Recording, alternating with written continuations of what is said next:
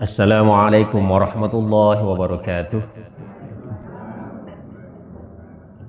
Alhamdulillahi rabbil alamin wa bihi nasta'inuhu ala umurid dunya waddin. Ashhadu an la ilaha illallah wahdahu la syarika lah wa ashhadu anna Muhammadan abduhu wa rasuluh. Allahumma shalli wa sallim wa barik ala Muhammad wa ala alihi wa ashabihi ajma'in. Dipuji karing Allah subhanahu wa ta'ala di niat taja nasari kesempatan dari anne Allah dalam rangka mengikuti acara pengajian terpadu pimpinan cabang Muhammadiyah Patalasang. Dan insya Allah ini salah satu dari bagian ikhtiar kita untuk mengajak manusia bisa masuk ke surga bersama-sama. Kemudian kita bersalawat atas Nabi kita Muhammad sallallahu alaihi wasallam yang diutus Allah subhanahu wa ta'ala sebagai penghantar risalah keselamatan, yaitu dinul Islam. Agama inilah yang akan menuntun hidup kita rilino kami tumpa sibuntulus salam ri akhirat yang miantunikan ya selamat. Sidang jamaah pengajian yang dirahmati Allah subhanahu wa ta'ala, ya, saya juga merasa sangat bersyukur ini di Patalasang ini ada beberapa orang tokoh ya, yang bergabung dalam Muhammadiyah cabang Patalasang yang tidak henti-hentinya bergerak ya, menyerukan kebaikan, mendakwakan agama kita. Dan salah satu bentuknya adalah pengajian terpadu kita hari ini. Jadi memang Muhammadiyah itu salah satu napasnya adalah pengajian. Kalau ada satu cabang Muhammadiyah yang tidak pernah melaksanakan pengajian, maka itu napasnya hilang. Jadi akulli kana la yamutu fiha wa la yahya. Iya, tidak hidup dan tidak mati. Oleh karenanya pengajian itu penting. Ya, sangat penting. Nah, sebab memang dari dulu Muhammadiyah itu kegiatan utamanya riolo nikana istilahnya tabalik. Kita dari rumah ke rumah itu melaksanakan pengajian. Ya, dulu dari kampung ke kampung kita melaksanakan pengajian. Nah, itu di awal-awal berdirinya Muhammadiyah. Tapi sekarang di samping tabalik dari rumah ke rumah bersilaturahim, Muhammadiyah juga mengadakan kegiatan seperti ini. Ya, kumpul-kumpul untuk membicarakan persoalan agama kita. Nah, di samping Muhammadiyah punya berbagai macam amal usaha. Karena amal usahanya Muhammadiyah itu banyak di berbagai aspek kehidupan. Baik dalam bidang pendidikan, sekolah Muhammadiyah itu banyak sekali, sampai ribuan. Perguruan tingginya Muhammadiyah itu sampai ratusan. Ya. Bahkan di bidang kesehatan Muhammadiyah punya banyak rumah sakit dan klinik. Ya. Di bidang sosial Muhammadiyah banyak unit-unit usaha yang menyantuni, ya, membuat orang-orang yang kondisi ekonominya di bawah itu terbantu oleh unit-unit usaha Muhammadiyah. Itu di bidang sosial ekonomi. Di bidang lain juga banyak sekali. Termasuk Muhammadiyah juga punya produk tentang kesehatan seperti dari Muhammadiyah itu sudah punya Impus, produk Impus. Ya, ini yang tukun namanya di balagar dengan di pantamangi tahu cairan Impus. Muhammadiyah sudah punya itu. Muhammadiyah juga sudah punya pabrik laptop. Sudah punya laptop Muhammadiyah pabrik. Muhammadiyah juga sudah punya pabrik AC. Jadi kalau mau beli AC, pesanlah AC-nya Muhammadiyah. Ya, bahkan Muhammadiyah sudah punya supermarket. Nah, juga sudah memproduksi makanan. Jadinya teman turi Muhammadiyah, mie Muhammadiyah. Mimu. Ya, mie Muhammadiyah. Itu halalan thayyibah. Bahkan minuman Muhammadiyah sudah memproduksi susu kambing. Muhammadiyah ada peternakan kambingnya dan memproduksi susu kambing. Ya, itu sudah lengkap jadi di Muhammadiyah. Alhamdulillah. Jadi ini memang kapasitasnya Muhammadiyah itu terjangnya Muhammadiyah itu sudah dikenal di internasional secara global. Sudah punya cabang-cabang di mana-mana. Kita sudah punya 37 cabang istimewa ya, di berbagai negara, termasuk di Australia, Jepang, bahkan sudah ada di daerah-daerah Arab, Timur Tengah. Itu cabang-cabang Muhammadiyah. Banyak sekali. Sudah ada 37 cabang-cabangnya Muhammadiyah di luar negeri. Ya, ini Muhammadiyah. Di usianya yang ke 114 ya, 114 tahun ini Muhammadiyah itu memang sudah banyak sekali tahapan-tahapan dakwah yang sudah dilewati. Kalau tahapan awal-awal Muhammadiyah berdiri, itu orientasi dakwah kita adalah meluruskan akidah. Kita memperbaiki akidah umat. Ya, memperbaiki akidah umat. Kenapa? Karena dulu itu Kiai Haji Ahmad Dahlan itu salah satu alasannya mendirikan Muhammadiyah karena akidah umat waktu itu rusak. Dijangkiti oleh TBC, tahyul, bid'ah, khurafat. Ini yang menjangkiti umat dulu ini. Dan ketiga-tiganya ini masuk dalam kategori syirik, musyrik. Ya. Sementara orang yang musyrik itu dalam Al-Quran dikatakan innallaha la yaghfiru ay yushraka bih wa yaghfiru ma duna dzalika liman yasha wa may yusyrik billahi faqad iftara isman azima. Ya. Allah itu tidak akan mengampuni dosa syirik, dosa musyrik. Dan Allah mengampuni semua dosa-dosa yang selain musyrik bagi siapa yang dikehendaki oleh Allah untuk diampuni dosanya. Barang siapa yang mengerjakan kemusyrikan, maka sungguh dia telah melakukan dosa yang paling besar, isman azimah, dosa yang sangat besar. Jadi memang musyrik itu termasuk dosa yang paling besar, dan Allah marah kalau kita melakukan praktek kemusyrikan. Ya, Allah marah. Kenapa? Karena Allah lah sang pemilik segala-galanya. Dialah sang pencipta segala-galanya. Allah yang memberikan segala-galanya. Kenapa kita mengambil tandingan? Kenapa kita menganggap ada yang punya kekuatan seperti kekuatannya Allah? Nah, makanya Allah marah itu kalau kita musyrik-musyrik.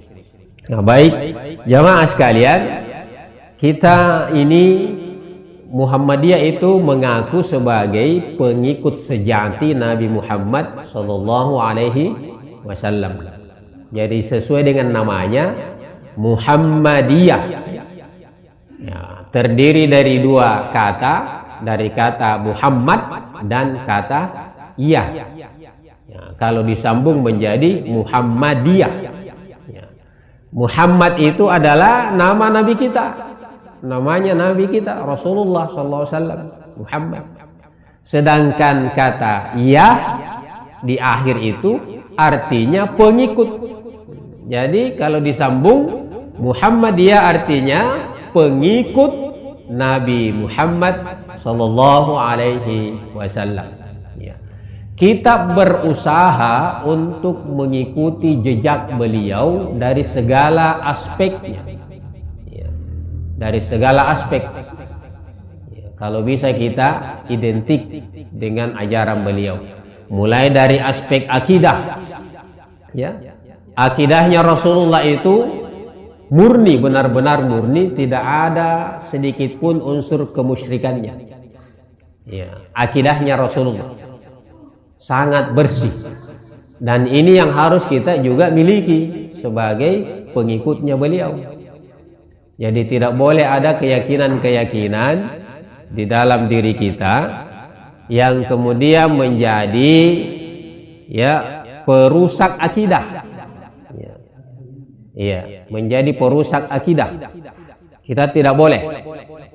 Jadi kemusyrikan itu musuhnya akidah, penghancur akidah. Ya.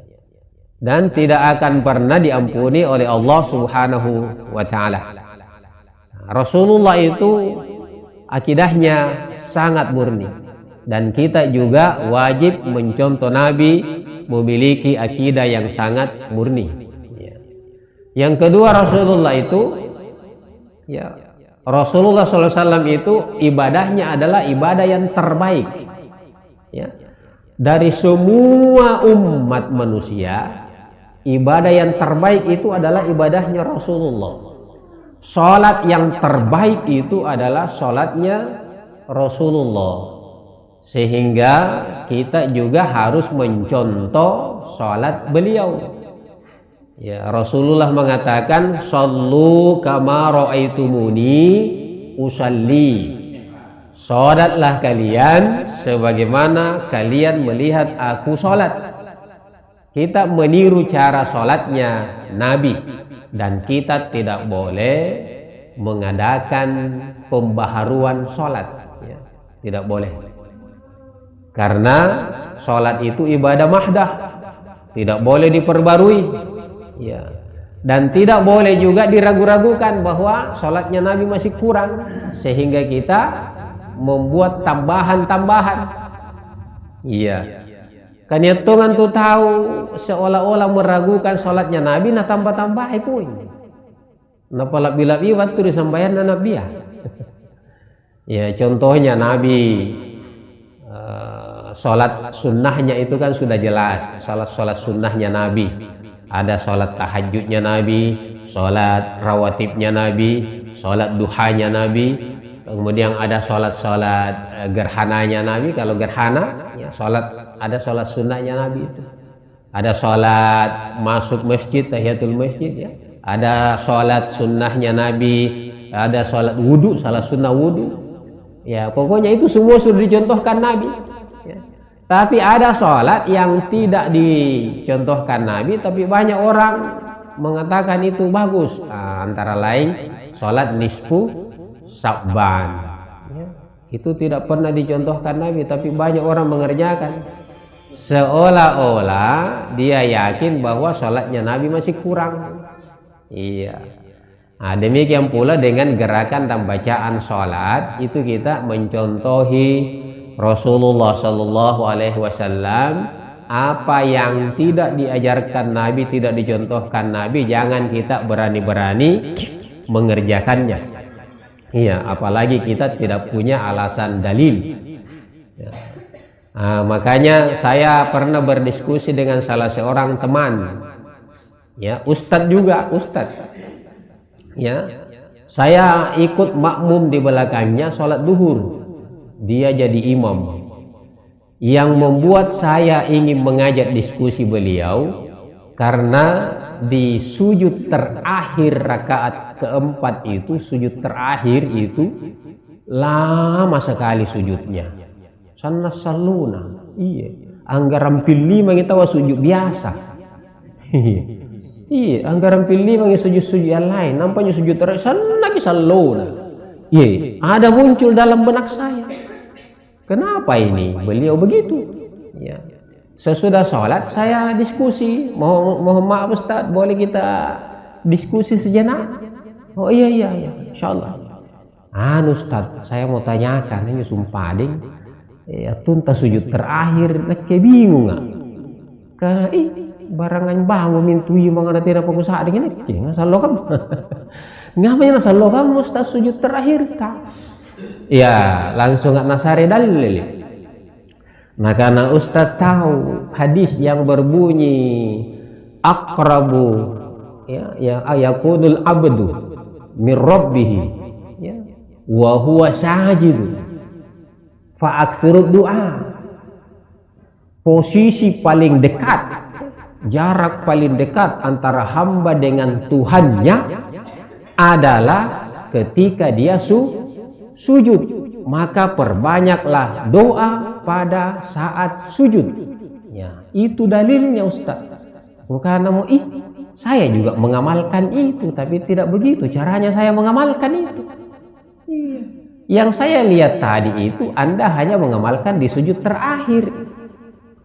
Sujud terakhirnya lama sekali. Sedangkan sujud-sujud sebelumnya tasnya sampai duduk. Iya. Kalau saya semua sujud saya amalkan itu. Kalau saya, kenapa? Karena dalam hadis itu tidak dijelaskan bahwa hanya sujud terakhir.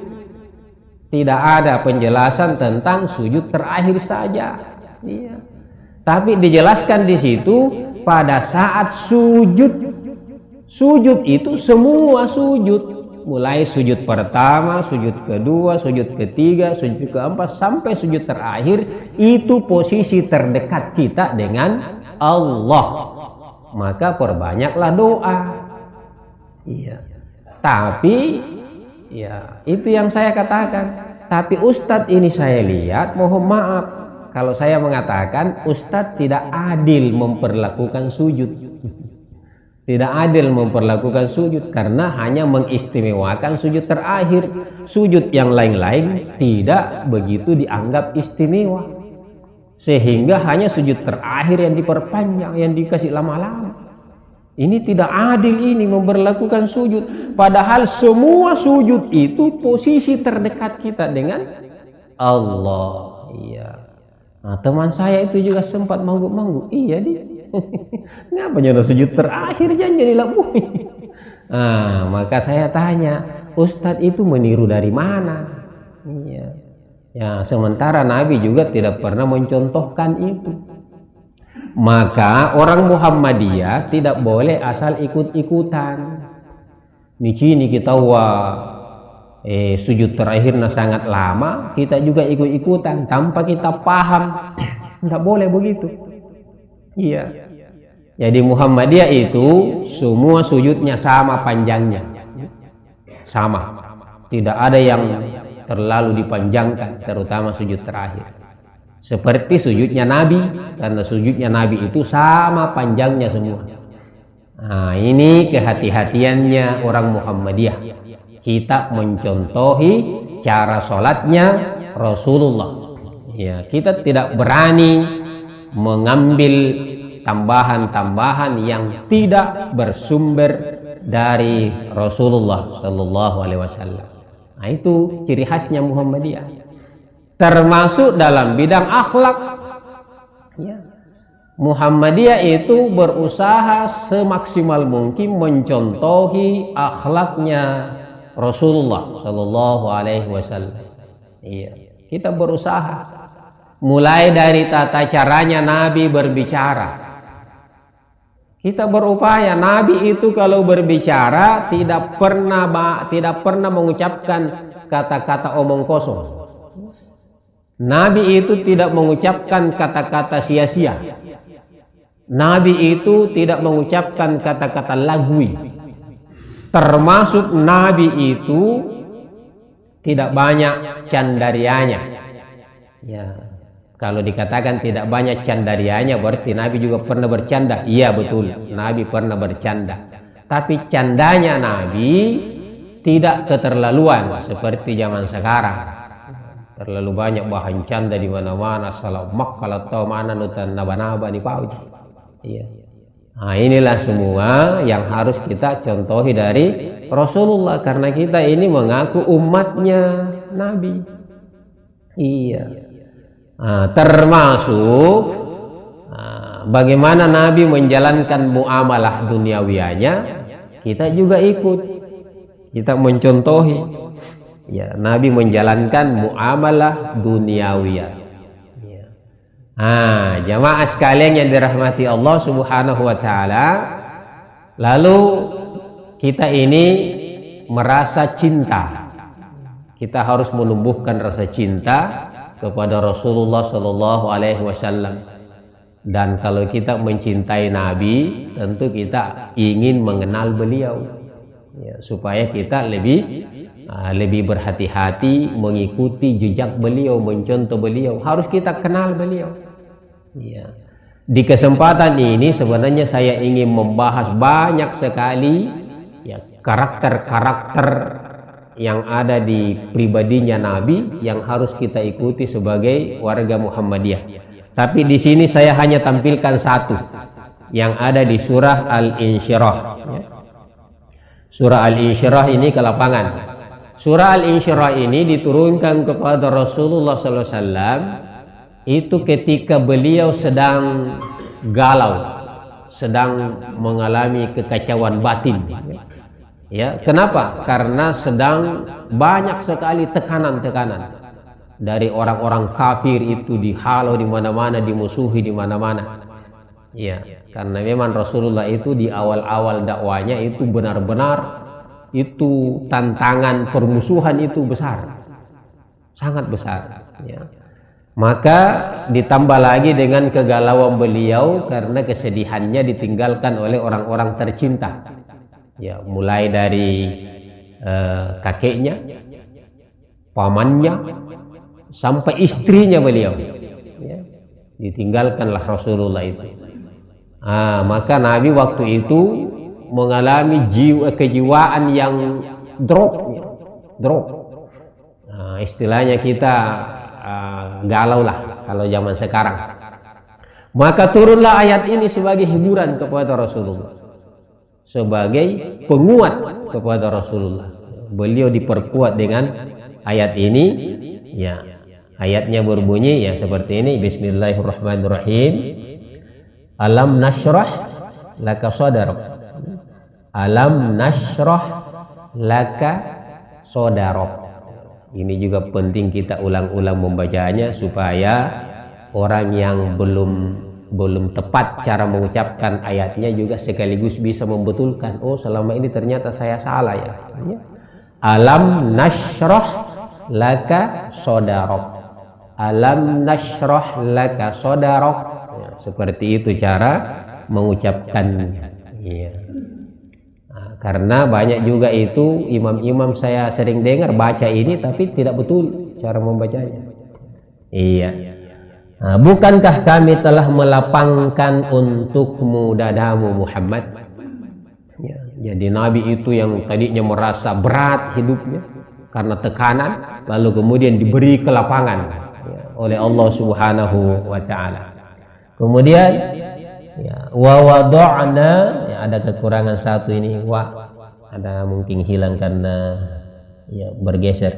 Wa wada'na anka wizrak. Wa wada'na anka wizrak. Ya. Jadi yang belum tepat pengucapan juga kita bisa betulkan, karena saya juga sering mendengar imam nakana wa wada'na anka wijirak. Karena wijirak. Iya.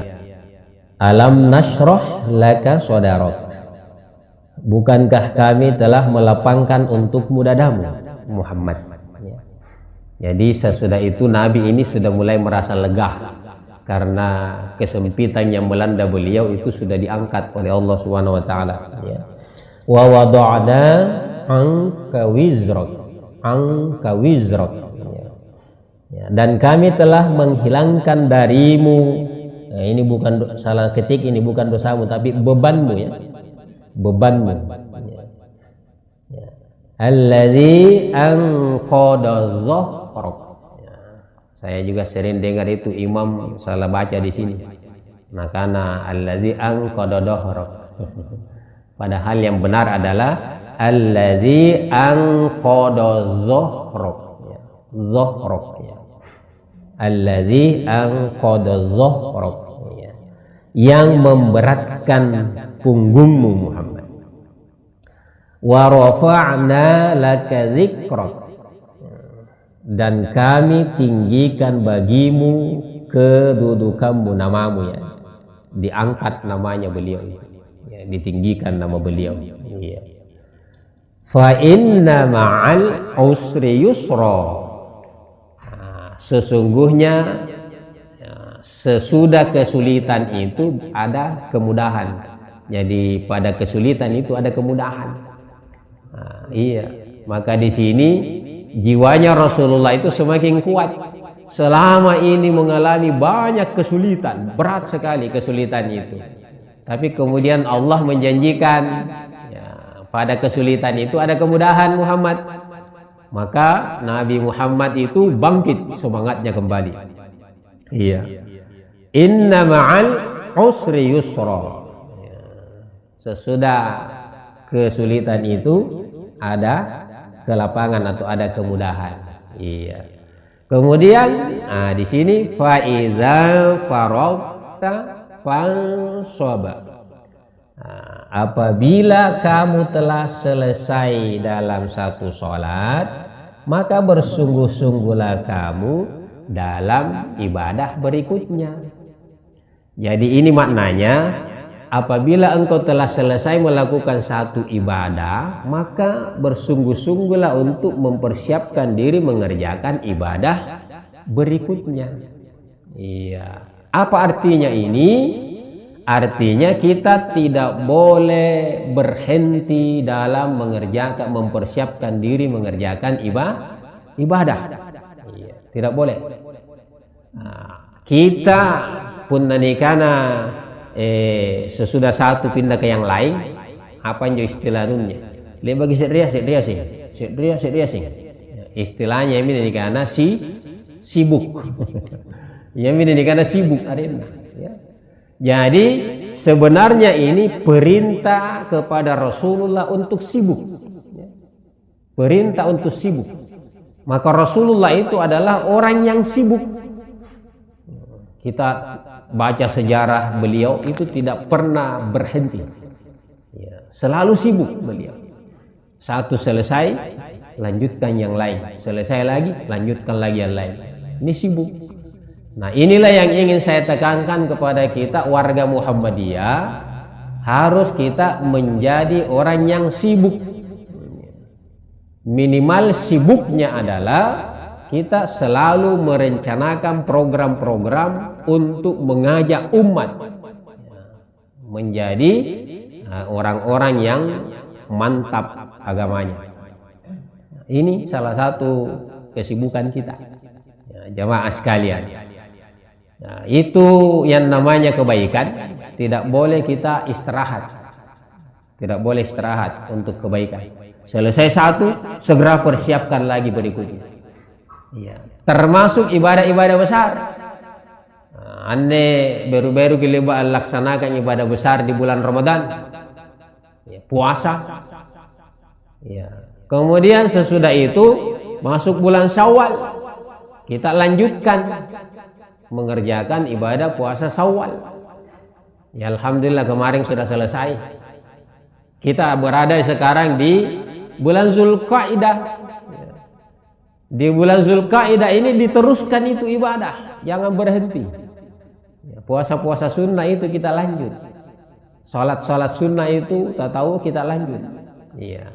Lalu tidak lama lagi kita akan memasuki bulan Zulhijjah. Di bulan Zulhijjah juga ada ibadah besar. Nah, ya minne para lu ni pasadian de kalenta. Dipersiapkan diri. Jamaah sekalian, ada ibadah yang namanya ibadah kurban. Itu ibadah besar. Kenapa? Karena butuh modal besar. Ya, kita berkurban itu membutuhkan modal besar. Tapi sekalipun besar modalnya, kalau kita mempersiapkan diri itu akan ringan. Ya, itu ringan. Nah, sehingga kita tidak boleh terlalu meremehkan diri kita sendiri, menganggap diri kita bahwa kita tidak mampu. Itu sebenarnya tidak boleh terlalu mudah kita menganggap diri ini tidak mampu. Kajain je sumpai umat Islam kamu, jai tahu umat Islam kamu. Pun narapi menjelang pekurban, ngapa tiada korban, tiada aku mampu. Padahal sebenarnya dia mampu, dia punya kemampuan. Iya. Kenapa dikatakan dia punya kemampuan? Cuma dia tidak siap-siap, tidak mempersiapkan diri. Salah satu contoh, mohon maaf, ini ada saya punya om, ya, tua mikaman, tapi selalu bila bakal gak diskusi. Ya. Dia itu kuperhatikan setiap harinya karena kas lagi kaluru. Minimal tak rombung ku sosial lebih biasa na labus. Tak rombung ku. Ku tak nangin jawab tua, oh purina. Angapan tu kata nanti nagiling bak kurban. Nak kimak lang ngale duit na. Tino duit ku ne ke. Bukan na apa yang jadi pabali kaluru alol lo purina. Nakanan tu kan tasik dikit deji aku kan kakulle tonya ki antuk korban purina ki boleh tasik dikit deto gi sengka mo tomba dia tambali kaluru. Iya. Kapun aku nyuat tua ku tahan nangi. Ki pamo porang purina ku tahan nang kita siapa makaluru tas yallo. Nah kan biasa ruan rokok pula busepuna kurang-kurang modal mana si rokok. Ku kana pun si rokok siapa balin na kan ruang pulo sabu. Oh purina. Punna 20 sabu siallo, ya, si rokoknya siallo. Punna si tahun, siapa? 1 tahun itu 365 hari dikali 20.000. Siapanya? Kira-kira saya. Jumlahnya sekitar 8 juta di. 8 juta. Yo, 8 juta pembeli kaluru si tahun. Yo, kira-kira kak jalan 8 juta sih kan pembeli bembe. Bembe siapa aja? Tak 2 juta. Di. Naka antu bembe ya. Eka tena do ya nasa sih kan menyukan. Kaki boleh minjo duit tak tas 10 sabu siallo di. Kamu tuh berarti tak kembali kaluru, katanya tuh untung karena kembali kaluru langsung 8 juta sekaligus. Iya. Tak 20 sabu, akhirnya segan lagi si tahun 8 juta. Iya. Punna pembali kaluru tanjuki pulun si pak gadang purina. 10 sabu ki bolit tas yallo, 10 sabu ki bolit tas yallo. Berarti gan lagi si tahun 3 juta angan 6 bilangan 50 sabu. Yo. Batal lagi kira-kira malia bembe. Tina. Karena bembe 2 juta. Jadi pun dan jogi boli-boli purna ki artinya ki pasadia kalenta untuk berkurban. Punna memang tena ni siap-siap iya min tu batal. Iya min ne maknanan ne fa iza faraqta fansab. Lalu sehingga nyampe rumah lalu sawal laga pasadia sengkalian talanggaukan ibadah kurban. Siapkan diri. Iya. Punna memang ini ki boleh gini pagaramulan nelo boleh kita 10 sabu na narapi ki bulan palapasangan nila batua tina panagana. Terus ki lanjutkan ki moli 10 sabu tahun ribu kok gigap pami. Iya. Tahun ribu kok labi mi po pat apa mi juta. Ringan tomi pun dikasihnya. Itu artinya kita mampu. Jadi anjo purinangku sumpah deh karena tak ruan rokok siallo. Ampanya waktu kaluru kata rompulo si rokok. Jadi pun naruan rokok berarti iri 10 segan 7 juta. Si tahu. Yo. 10 segan 7 juta si tahu anjo napa sulut duit untuk kaluru. Iya. Nah, kenapa kita tidak mampu mengeluarkan uang hanya 2 juta si tahun untuk membeli kambing? Atau gabung ki antamari untuk korban sapi? Iya. Jadi ini semua membutuhkan kesiapan di pasadia kalenta untuk mengerjakan ibadah berikutnya. Iya. Baik jamaah sekalian, karena disuruh kan sibuk kata. Ya, disuruh ke sibuk. Umat Islam itu harus sibuk. Ya. Terutama sekali warga Muhammadiyah harus sibuk. Tidak boleh terlena dengan waktu. Boleh. Harus cari kesibukan. Minimal kesibukan itu ada 3. Nah, kan anak bita dalam satu hadis, cuma saya tidak cantumkan di sini. Nah, Rasulullah bersabda, la yambagi lil mu'mini ayyakuna illa fi salasin. Ya. Seorang mukmin tidak boleh menyibukkan diri kecuali hanya dalam 3 hal. Jadi seorang mukmin itu boleh sibuk hanya dalam 3 hal. Yang lainnya jangan menyibukkan diri selain dari yang 3 ini. Ya. Apa Jo? Yang pertama, tasbibil ma'asyah. Tasbibil ma'asyah. Ya. Tasbibil ma'asyah. Kita boleh menyibukkan diri untuk mencari rezeki. Jadi silahkan menyibukkan diri mencari rezeki, tapi rezeki yang halalan thayyibah. Boleh sibuk seperti itu. Dan inilah barangkali kesibukan yang terbesar.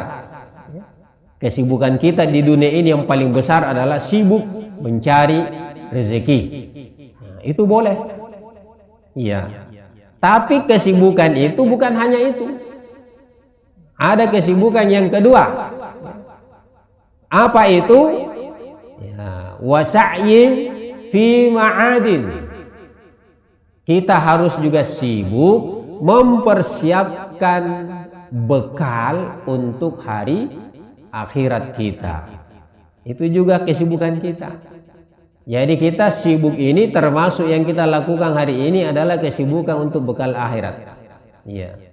Kita beribadah itu kesibukan untuk akhirat dan tidak boleh berhenti kesibukan ini. Terus menerus. Terutama ibadah mahdah itu harus terus menerus, tidak boleh berhenti. Kita harus sibuk menyibukkan diri. Iya. Nah, ini peranannya kita saling mengingatkan seperti ini. Jadi umat Islam itu tidak boleh bermalas-malasan, berongkang-ongkang kaki, tapi harus sibuk. Ya. Nah, ini baru 2. Nah, lalu bagaimana dengan kesibukan yang ketiga? Kesibukan yang ketiga ini, dan ini yang diharapkan paling sedikit. Kesibukan yang paling sedikit, ya, yaitu aulazzatin fi ghairi muharram. Kita juga boleh sibuk-sibuk untuk menikmati kesenangan, ya. Karena memang manusia ini sesuai kodratnya suka dengan kesenangan.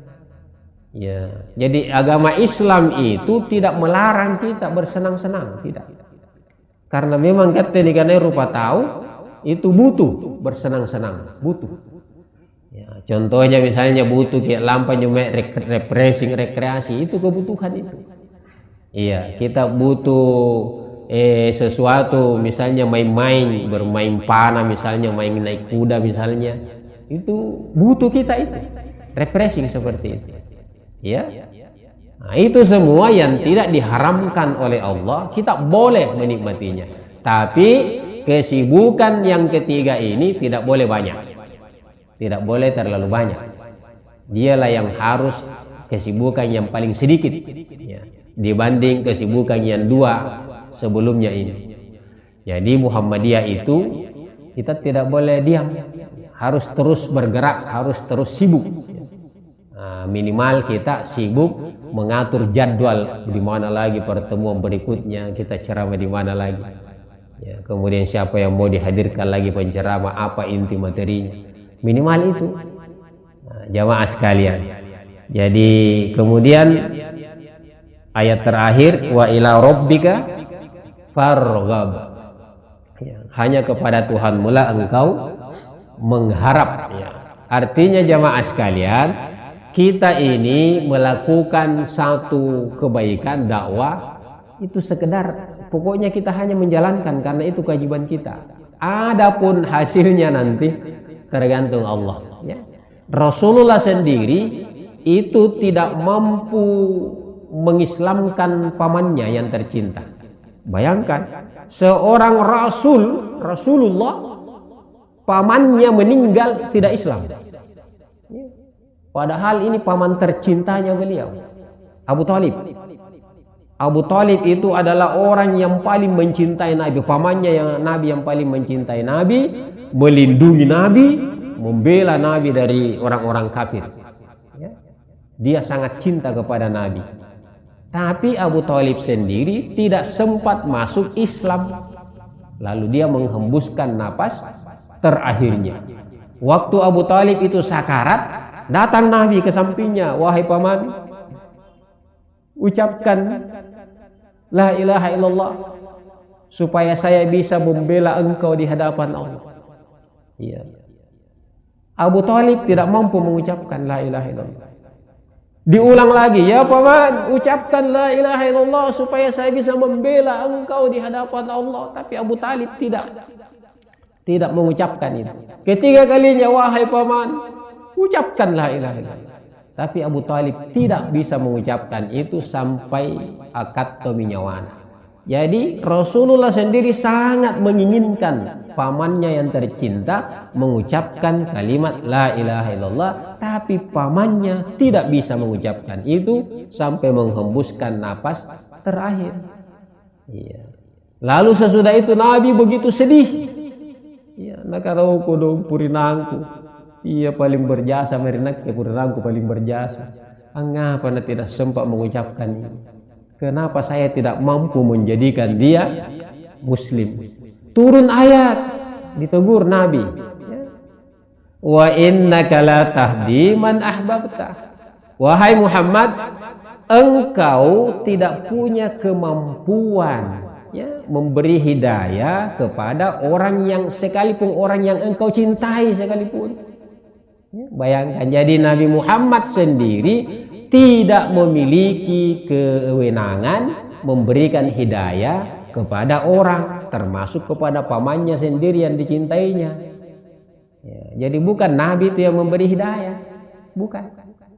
Walakinnallaha yahdi may yasha. Akan tetapi Allah lah yang memberi hidayah kepada siapa yang dikehendakinya. Jadi yang memberi hidayah itu Allah, bukan Nabi. Iya. Sama dengan kita, yang kita ini hanya mengajak menyampaikan dakwah kepada masyarakat. Adapun yang memberi hidayah kepada masyarakat bukan kita, bukan. Itu Allah.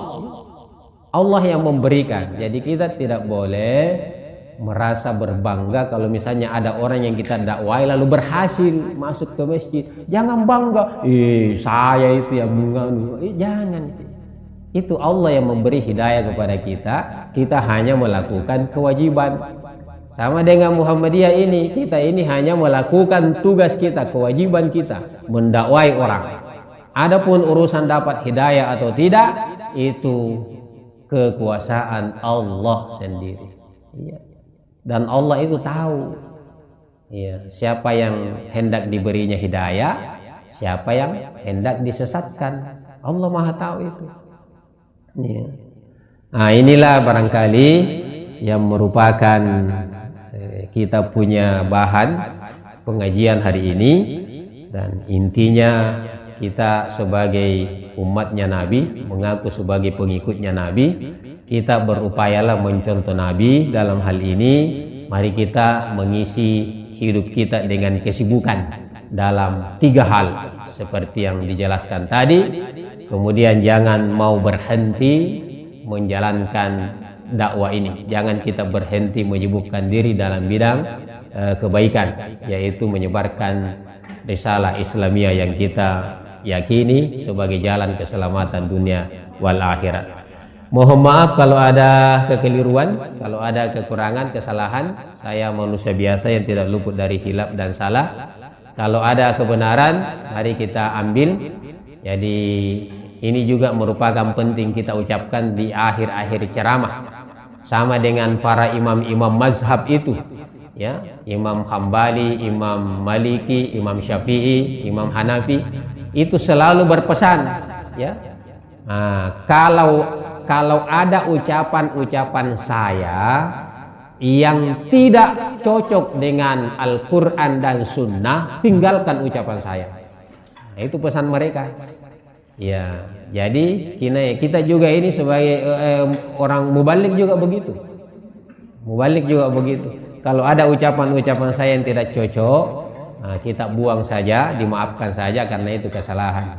Tapi kalau ada yang benar, maka kita ambil sebagai pelajaran hikmah. Nasrun minallahi wa fathun qarib wa basyiril mu'minin. Assalamualaikum warahmatullahi wabarakatuh. Menyampaikan kepada seluruh peserta baik dari pengurus cabang itu sendiri kemudian pengurus Aisyah bahwa pengajian ini itu terus kita lanjutkan. Jadi kita tinggal menunggu di informasi dari pimpinan Aisyah nanti desa mana lagi sesudah ini, karena kita terus bergerak ini. Jadi kami di Patalasang itu tidak menotong satu tempat pengajian, jadi kami pindah-pindah dengan tujuan bahwa menyebar kebaikan ini di tempat lain itu sangat luar biasa. Dan kita silaturahim itu ke teman-teman itu juga perintah Allah Subhanahu wa taala. Jadi sangatlah kita respon kegiatan-kegiatan yang kita lakukan. Semoga teman-teman yang lain ini itu bisa ikut di setiap pengajian. Jadi ada budaya yang saya mau sampaikan di kita ini, kami sudah lakukan di pengajian malam Jumat itu. Mungkin bagus juga kalau kita terapkan di pengajian terpadu. Apa itu? Kalau ada saudara kita yang terkena musibah, apakah bentuknya sakit atau keluarganya ada yang meninggal, itu warga Muhammadiyah wajib hukumnya untuk mendatangi. Jadi kami itu mengumpul-ngumpul uang di teman-teman, kemudian kita setelah uang itu ngumpul, kita mendatangi bersamaan sama-sama ke rumahnya beliau itu yang kena musibah, dengan harapan bahwa mereka beranggapan bahwa oh netonya tua-tua kurang nagari. Jadi mereka akan tersentuh bahwa Muhammadiyah itu saling menjenguk kalau ada saudaranya yang sakit. Iya, karena saya tidak mau mungkin mendengar ada image bahwa kayaknya Muhammadiyah pun nagari kan ternyata lewat tua-tua. Nah ini yang kita bangun ini. Jadi kemarin itu kita lakukan, ada dua teman ini kita datangi. Alhamdulillah dua sudah sehat semua. Iya. Paling tidak kita doakan mereka itu, dan insya Allah doa itu tidak ditahu yang mana boleh diterima oleh Allah Subhanahu wa taala. Dan itu. Jadi saya juga mengajak ini kepada pengajian terpadu ini untuk melakukan itu. Karena kita ini itu lebih banyak kegiatan kalau kita bisa lakukan. Dan insya Allah mungkin berikutnya pengajian kita berlanjut ke desa lain. Mungkin di Panikan bagus karena agak lama baru kita ke Panikan, atau tergantung dari pimpinan Aisyah di mana ada ranting siap untuk didatangi.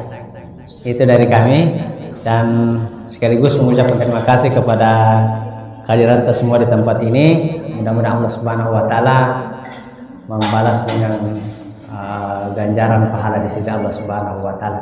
Terima kasih dari saya. Assalamualaikum warahmatullahi wabarakatuh.